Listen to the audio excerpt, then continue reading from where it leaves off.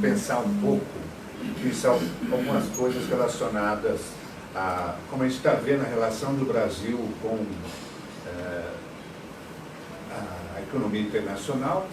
E dois pontos que chamam a atenção. A primeira questão, houve uma mudança, pelo menos de discurso de campanha, de que o Brasil, né, no atual governo, ia abandonar toda a estratégia que a gente chama de integração, de acordos Sul-Sul, ou seja, países em desenvolvimento com países em desenvolvimento, tipo Mercosul, BRICS, etc. e tal, e voltar mais para uma linha chamada acordos bilaterais, né, acordos pontuais com países, né.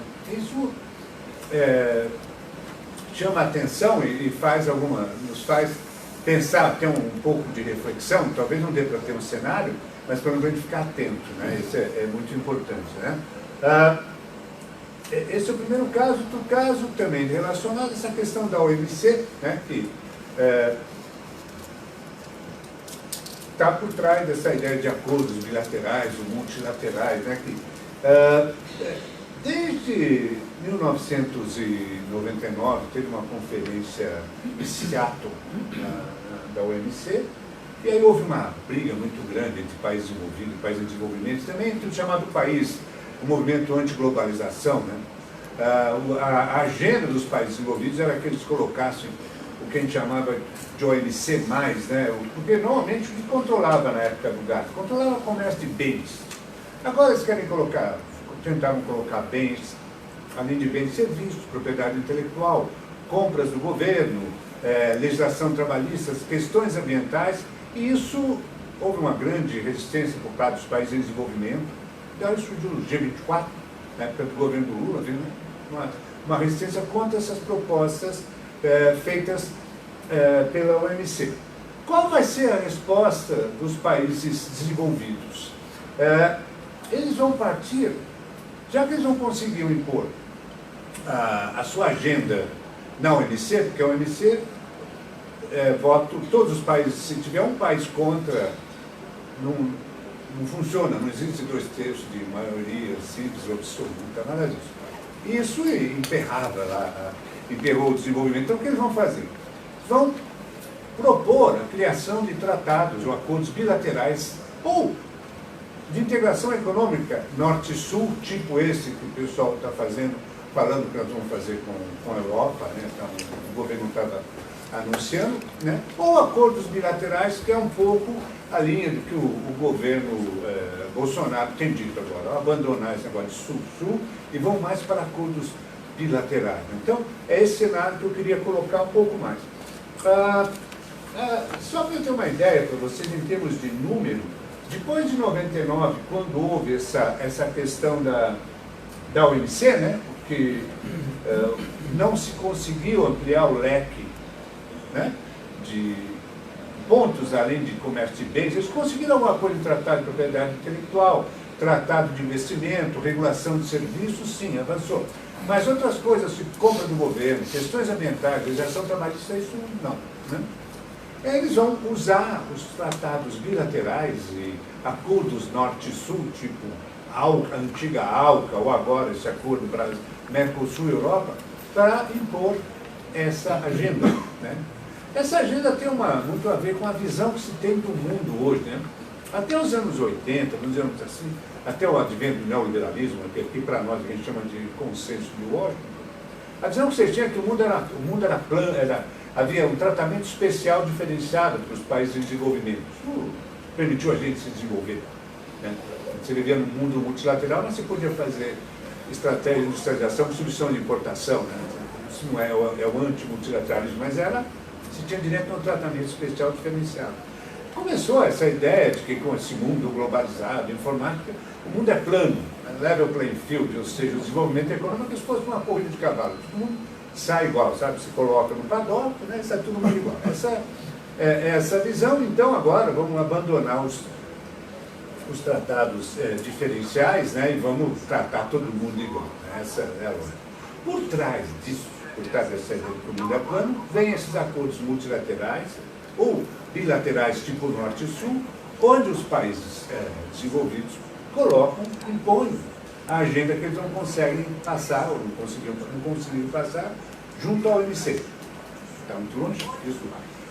Junto à Organização Mundial do Comércio. Essa é a questão, né?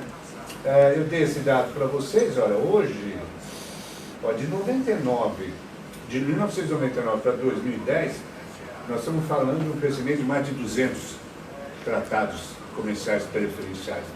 O comércio mundial, 40% é dentro desses tratados. Até se questiona a existência do OMC, até se questiona mais ainda a existência do OMC agora com essa guerra tarifária que o Trump está insistindo em impor, está desmontando todo o sistema de comércio internacional, e o OMC já não está arbitrando mais nada, ela estaria para arbitrar, por exemplo, essa guerra comercial dos Estados Unidos na China. Bom, para países em desenvolvimento, essa mudança de agenda que o nosso governo está promovendo, né, essa mudança de agenda, pensando em... vamos ver, por exemplo, vamos pegar alguns pontos. Né?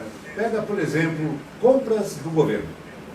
Um ponto que o Brasil tem resistido, mas é uma pressão muito grande que esses acordos multilaterais ou bilaterais vão propor para a gente quando é norte e sul.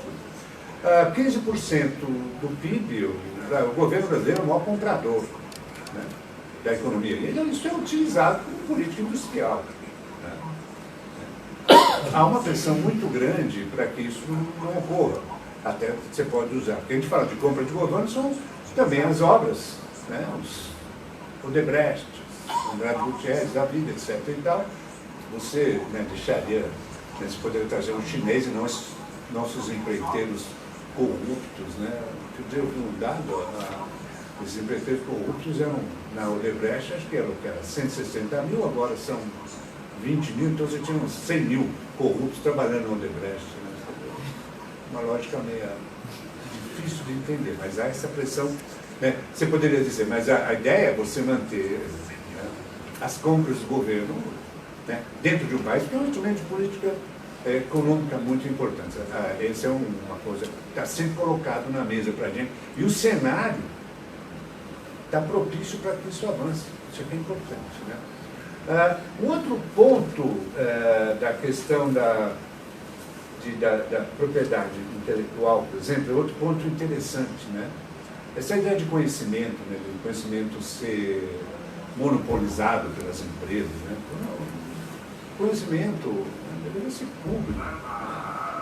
Outro dia saiu uma resolução do Congresso americano proibindo que as empresas farmacêuticas patenteassem o gene espontâneo, que surge, não sou um biólogo, né? Mas aquele gene que já está aí. Né? E com essa resolução de proibir isso, a pesquisa de remédios alternativos ao câncer, ou de cura do câncer, cresceu de uma forma enorme nos Estados Unidos e no mundo. Né? Isso essa questão da indústria farmacêutica. Na época que o Mandela era presidente, ele fez um movimento, né, para liberar a questão das patentes dos medicamentos de modo geral. Né? Havia uma pressão muito grande, isso voltou com tudo. Né? O que alegam essas empresas é que uma pesquisa farmacêutica para um produto que envolve 300 milhões de dólares, então isso tem que ser remunerado. Isso é uma discussão de privatizar o conhecimento. O conhecimento é uma forma universal de fazer o mundo se desenvolver. Então, esse é um outro dado, né, que isso está colocado. Né? Mas por que então nós, os países em desenvolvimento, estão ingressando nesses acordos bilaterais e multilaterais? Né? Bom, por barreira para ganhar mercado não é. Porque esses países já são abertos. O nível de proteção tarifária dos Estados Unidos é 4, 5%. E onde ele protege, ele não vai mexer, que são as chamadas barreiras não tarifárias, barreiras técnicas, agricultura. Isso não se mexe. Os Estados Unidos, Europa, isso aí é um erro de estratégia nossa. Temos que abrir, os países abriram para o nosso órgão do negócio, eles nunca vão abrir. Se abrir também deixa de ser desenvolvido. Entendeu?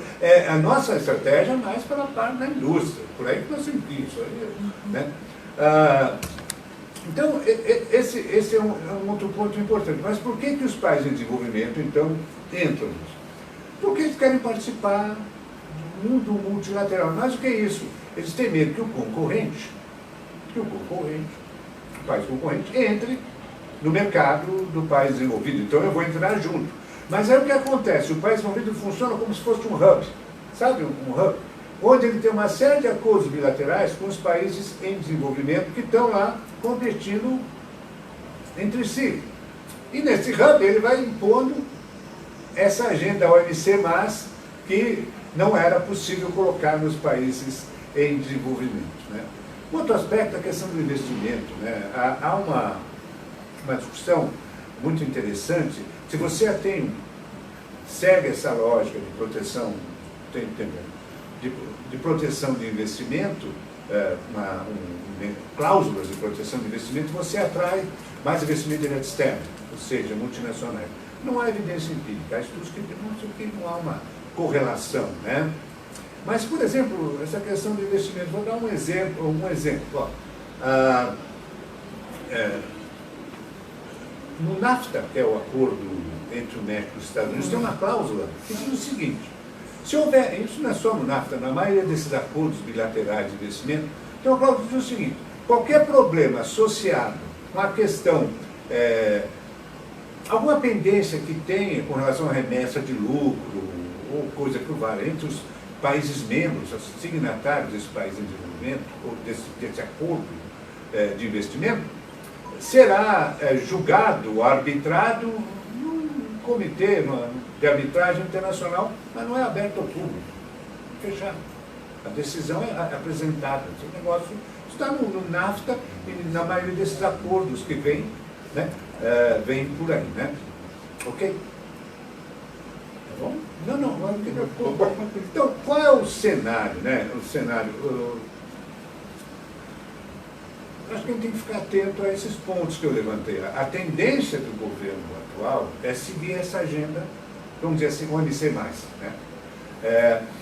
Mas, e está muito, vamos dizer assim, ele retirou um pouco o discurso, que era muito forte na campanha, mas retomou agora com essa ideia da acordo Mercosul e União Econômica Europeia. Um colega nosso, Trevisan, já chamou a atenção, falou: olha, presta atenção, eles modificaram a regra de origem desses acordos, dizendo: olha, normalmente você só vai poder liberar comércio entre países com 60% de componente local.